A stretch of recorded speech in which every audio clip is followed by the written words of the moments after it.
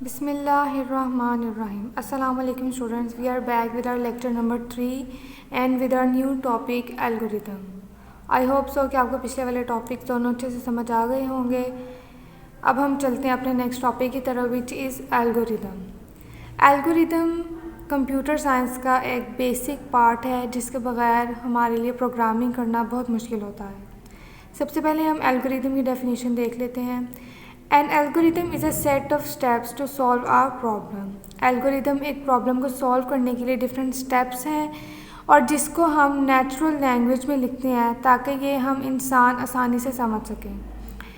जैसा कि हम सब जानते हैं कि कंप्यूटर प्रोग्राम एक स्पेसिफिक लैंग्वेज में लिखा जाता है जिसको हम प्रोग्रामिंग लैंग्वेज कहते हैं।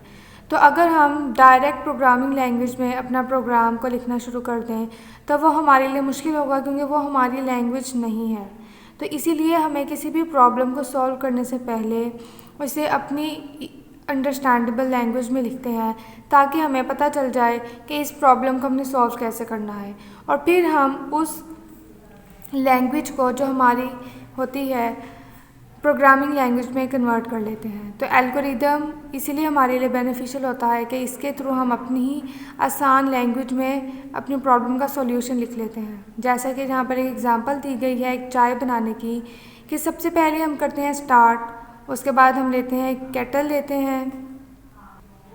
केटल लेने के बाद हम उसके अंदर पानी डालते हैं और उस केटल को हम फायर पे रख देते हैं। उसके बाद हम उसके अंदर शुगर और मिल्क डालते हैं और जब तक वो बॉईल नहीं होती उसका वेट करते हैं। जब हमारी चाय बॉईल होना शुरू हो जाती है केटल को हम आग से या चूल्हे से हटा लेते हैं और फिर हमारा प्रोसेस ख़त्म हो जाता है। अगर आप यहाँ पर एक और स्टेप ऐड करना चाहें तो आप कर सकते हैं कि put T from kettle into the cup.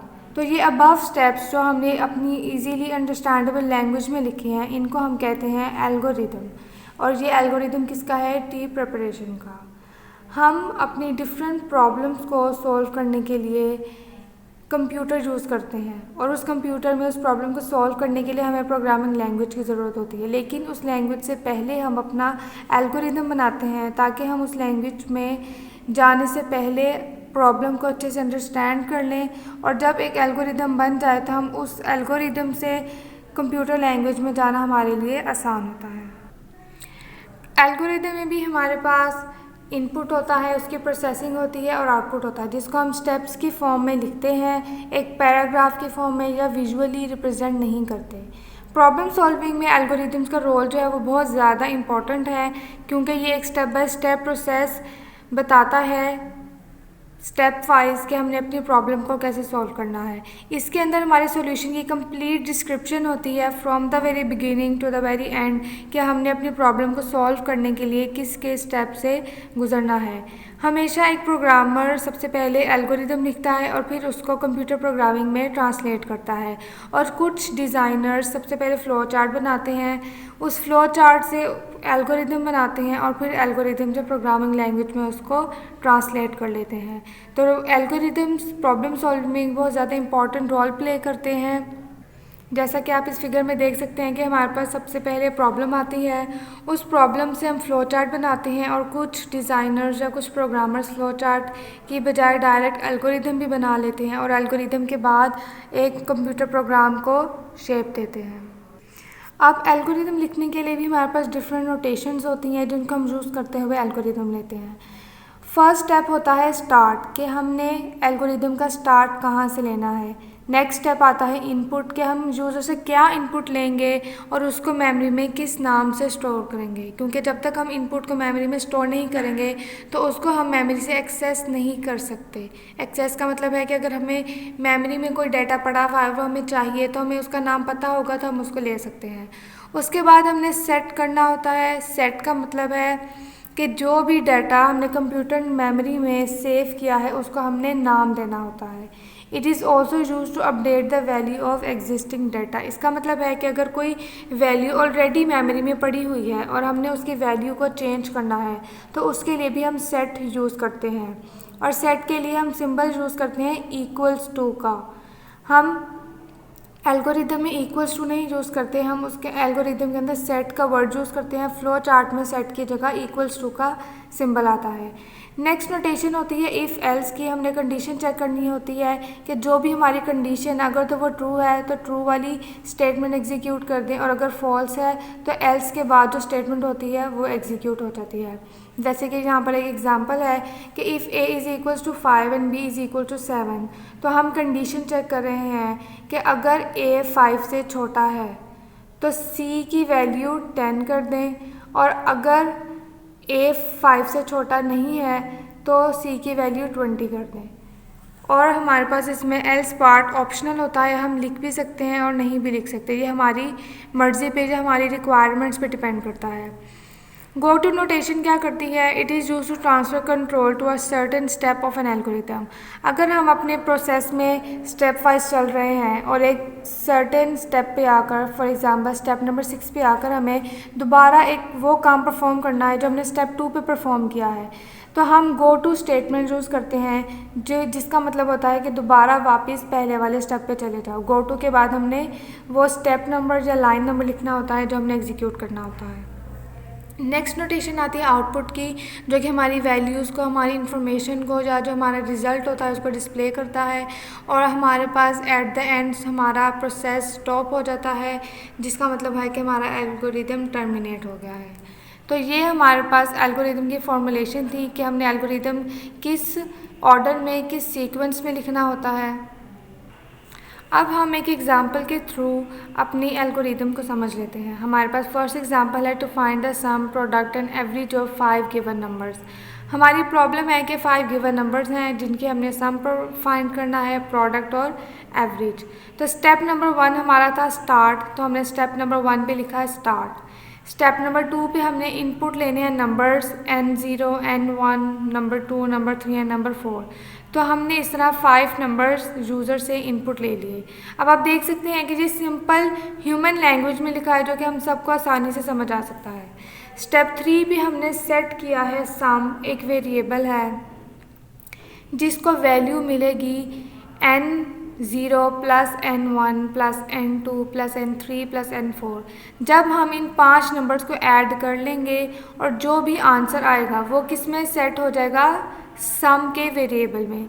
इसी तरह स्टेप नंबर 4 एंड 5 पे हमने प्रोडक्ट और एवरेज का फॉर्मूला लगाया है, और उनका जो भी आंसर आएगा वो वेरिएबल प्रोडक्ट और वेरिएबल एवरेज में स्टोर हो जाएगा या सेट हो जाएगा। स्टेप नंबर 6 पे हमने क्या करना है, आउटपुट डिस्प्ले करना है, और आउटपुट में हमें चाहिए था सम, प्रोडक्ट एंड एवरेज। तो हमने स्टेप नंबर 6 पे लिख दिया कि आउटपुट सम, कॉमा प्रोडक्ट, कॉमा एवरेज, और उसके बाद हमारा एल्गोरिदम एंड हो जाएगा। तो ये हमारा एल्गोरिदम था, जो कि सिंपल ह्यूमन अंडरस्टैंडेबल लैंग्वेज में लिखा हुआ है, एक सीक्वेंस वाइज है, स्टेप वाइज है कि पहले हमने कौन सा स्टेप परफॉर्म करना है, उसके बाद कौन सा स्टेप परफॉर्म करना है। अब हम मज़ीद एक एग्जांपल एल्गोरिदम की देख लेते हैं जिस पे हमने डिसीजन मेकिंग की हुई है इफ़ एल्स के थ्रू।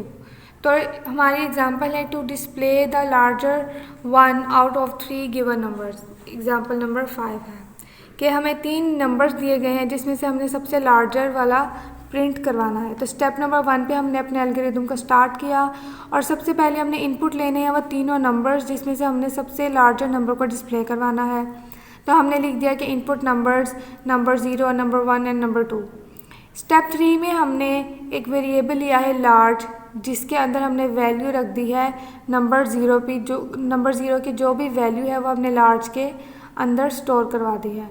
स्टेप 4 में अब हम चेक कर रहे हैं कि if n1 is greater than large, कि इफ़ n1 पे जो भी नंबर इनपुट आएगा अगर तो वो लार्ज में जो n0 पड़ा हुआ है उससे बड़ा है, तो लार्ज की वैल्यू में क्या रख दो, नंबर 1 की वैल्यू।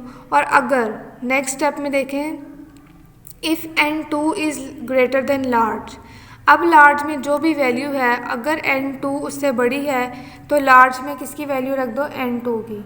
तो जो भी हमारे पास ग्रेटर नंबर होगा लार्ज में इस वक्त तक, स्टेप 5 के एंड तक लार्ज पे वो नंबर पड़ा होगा, और स्टेप 6 में हम आउटपुट करवा देंगे लार्ज, जो हमारा वेरिएबल है जिसके अंदर नंबर 0, नंबर 1 और नंबर 2 में से एक नंबर स्टोर है जो कि इन तीनों में से लार्जर है।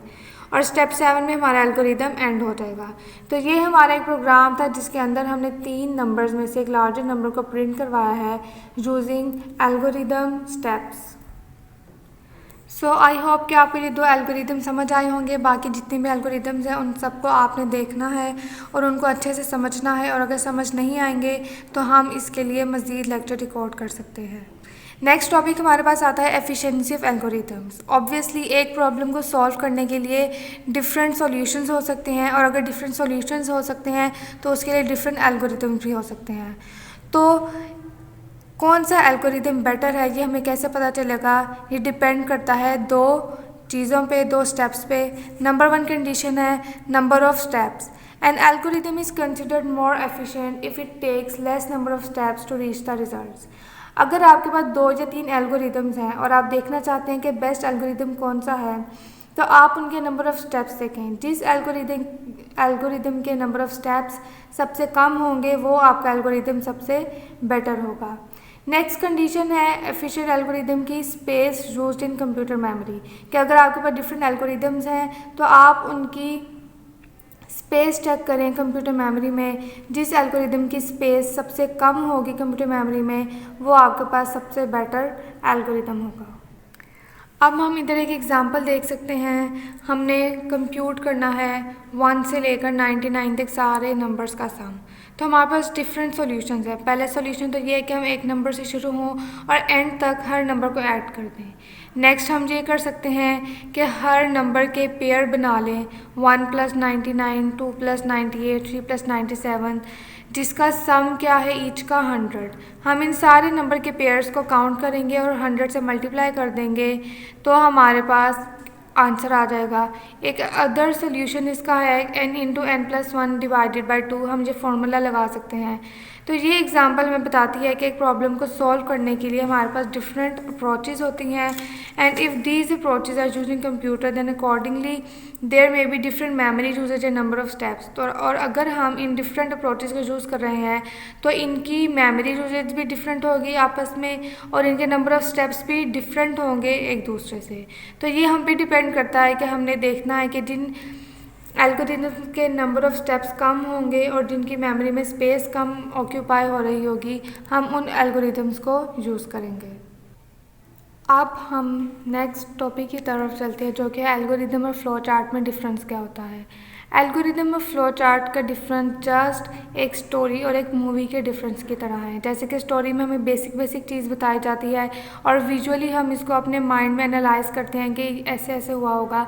उसी तरह फ्लो चार्ट भी विजुअली एक रिप्रेजेंटेशन है, जबकि मूवी एक डिटेल्ड एक्सप्लेनेशन होती है एक स्टोरी की। और इसी तरह हमारा जो एल्गोरिदम होता है वो भी रिटन टेक्स्ट में स्टेप वाइज एक एक्सप्लेनेशन होता है हमारी प्रॉब्लम के सॉल्यूशन का। तो हमने जैसे कि पढ़ा है कि फ्लो चार्ट जो होती है वो ग्राफिकल रिप्रेजेंटेशन होती है, लेकिन जो एल्गोरिदम होता है वो रिटन स्टेप्स होते हैं किसी भी प्रोग्राम को, किसी भी प्रॉब्लम को सॉल्व करने के लिए, जो कि ह्यूमन अंडरस्टैंडेबल लैंग्वेज में होते हैं। तो हम फ्लो चार्ट के एडवांटेजेस देख लेते हैं। इसका एडवांटेज सबसे पहले तो ये है कि इसको ड्रॉ करना आसान होता है, इसमें प्रॉब्लम सॉल्विंग को अंडरस्टैंड करना आसान होता है, और अगर फ्लो चार्ट में कोई एरर है तो उसको आइडेंटिफाई करना आसान होता है, क्योंकि हम विजुअली सब कुछ देख सकते हैं। हमें इन डेप्थ जाकर पढ़ने की ज़रूरत नहीं होती, हमें सामने सब कुछ नज़र आ रहा होता है कि क्या लिखा हुआ है, प्रॉब्लम कैसे सॉल्व हो रही है। Easy to observe flow from one step to the other, और हमें एक स्टेप से दूसरे स्टेप में जो फ्लो नज़र आ रहा है वो समझना आसान होता है कि पहले कौन सा स्टेप है और नेक्स्ट में कौन सा स्टेप परफॉर्म होना है। जबकि एल्गोरिदम रिटन होता है, उसमें हमें पढ़ने में मुश्किल होती है और डिफ्रेंशिएट करने में मुश्किल होता है कि पहला स्टेप कहाँ ख़त्म हुआ और नेक्स्ट स्टेप कहाँ से स्टार्ट हुआ है। फ्लो चार्ट के डिसएडवांटेजेस ये हैं कि ये टाइम लेता है, फ्लो चार्ट ड्रॉ करने में ऑब्वियसली टाइम लगता है, और फ्लो चार्ट को मॉडिफाई करना, चेंज करना अक्सर आसान नहीं होता। Mostly in case of long flow charts, जो फ्लो चार्ट्स कॉम्प्लेक्स होते हैं और लंबे होते हैं, उनको चेंज करना हमारे लिए मुश्किल होता है। इसीलिए जो हमारी प्रॉब्लम जो कि लार्ज होती हैं, कॉम्प्लेक्स होती हैं, उनके लिए फ्लो चार्ट सूटेबल नहीं रहता। एल्गोरिदम के एडवांटेजेस होते हैं, इसको लिखना आसान होता है क्योंकि हम आसानी से अपनी लैंग्वेज में इसको लिखते हैं, और जो टेक्निक्स एल्गोरिदम को लिखने के लिए हम यूज़ करते हैं, जो हमने नोटेशंस पढ़ी थी, उनको समझना आसान होता है, और एक लार्ज प्रॉब्लम को सॉल्व करना आसान होता है क्योंकि उसको हम अपनी लैंग्वेज में आसानी से स्टेप वाइज लिख रहे होते हैं। तो एक कॉम्प्लेक्स प्रॉब्लम या जो एक बड़ी प्रॉब्लम होती है उसको सॉल्व करने के लिए एल्गोरिदम्स हमारे लिए बहुत ज़्यादा हेल्पफुल होते हैं। एल्गोरिदम का डिसएडवांटेजेस ये है कि इसको मॉडिफाई करना इतना आसान नहीं होता, क्योंकि हमने स्टेप वाइज लिखा होता है, स्टेटमेंट्स में लिखा होता है, तो हमें उसको चेंज करना मुश्किल होता है। और एक स्टेप से दूसरे स्टेप का फ़्लो हमें समझना मुश्किल होता है, इसको इतना आसान नहीं होता समझना। And usages of go to makes it difficult to identify errors. और हम गो टू स्टेटमेंट यूज़ करते हैं, नोटेशन यूज़ करते हैं, हम पहले पढ़ के आए हैं, उसकी वजह से हमें एरर्स की जो आइडेंटिफिकेशन होती है वो हमारे लिए मुश्किल हो जाती है। तो ये था हमारा आज का टॉपिक एल्गोरिदम, जिसमें हमने पढ़ा कि एल्गोरिदम जो ह्यूमन अंडरस्टैंडेबल लैंग्वेज में हम स्टेप वाइज लिखते हैं कि हमने अपनी प्रॉब्लम को सॉल्व कैसे करना है। और हमने ये भी देख लिया कि एल्गोरिदम और फ्लो चार्ट का डिफरेंस क्या होता है। दोनों अपनी अपनी जगह पे एफिशिएंटली हमारी प्रॉब्लम को सॉल्व कर रहे होते हैं और हमें बता रहे होते हैं, और इन दोनों के बगैर किसी भी कंप्यूटर प्रोग्राम लिखना मुश्किल होता है। तो आई होप सो कि आपको हमारा लेक्चर ये समझ आया होगा। अब हम अपने नेक्स्ट लेक्चर में एक न्यू टॉपिक के साथ मिलेंगे। तब तक के लिए अल्लाह हाफिज़। आप सब अपना ख्याल रखिएगा।